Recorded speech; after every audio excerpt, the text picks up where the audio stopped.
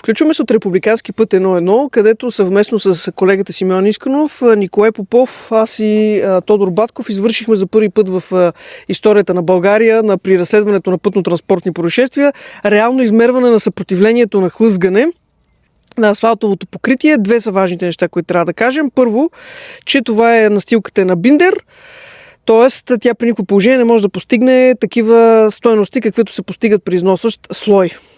Много е важно да уточним, че машината е европейска, хомологирана машина, единствената в България. И само искам да уточните, че великите експерти, които се произнасят по делата за пътно-транспортни происшествия и решават човешки съдби, не разполагат с такава техника, не желаят да я закупят, защото ако има такава техника и правят измервания, няма да могат да манипулират коефициентите на съпротивление и експертизите ще изгледат по съвсем различен начин. Това, което Диана Русинова върши, за това, което критикуват и за това, което непрекъснато се сипва върху нея, е, че тя върши работата на държавните институции, които ги няма.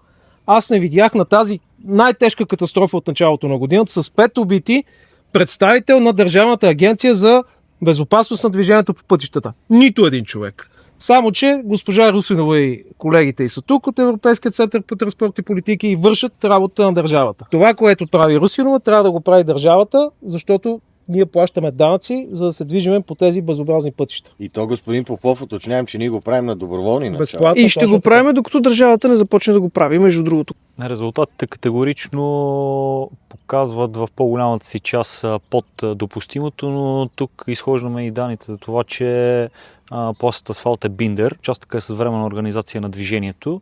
Иначе другото, категорично транспортен хаос в северозапада, от сутринта в 6 часа пътя е затворен. Сега часът е 16 часа, все още пътя не е затворен, поне още един час няма да бъде. Само да кажа за протокола, за да не ни обвиняват, че заради нас ние измерихме точно за 10 минути.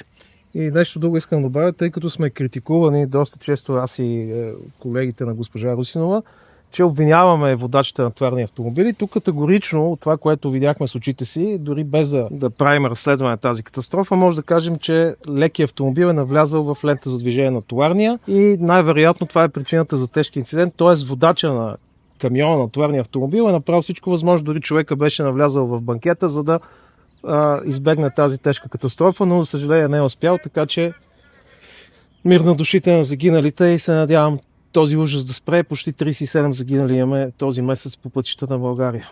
И виждаме зад нас какво се случва. Опитат се да почистят пътното платно. И то пожарната, на които изобщо не има работа. Ако си тръгнете и живота си продължава по-старому до следващата катастрофа. Пожарната обработват с пенол. Средство, което може би твърда, защото съм свидетел, става още по-хлъзгаво. Сега ще го измерим, като приключат. Да, ще измерим след като приключат обработката с пенола. Има специални химикали, които се използват точно когато има разлив на гориво и масло, но явно държавата няма средства за закупуване на такива материали. 5 българи загинаха днес. За държавата не се е случило нищо особено. И само още едно нещо ще кажа. Нашата държава, колеги, много успешно губи битката с борбата с пътно-транспортния травматизъм. Все повече хора умират, все повече ранени и все повече на никой не му пука за съдбата на хората.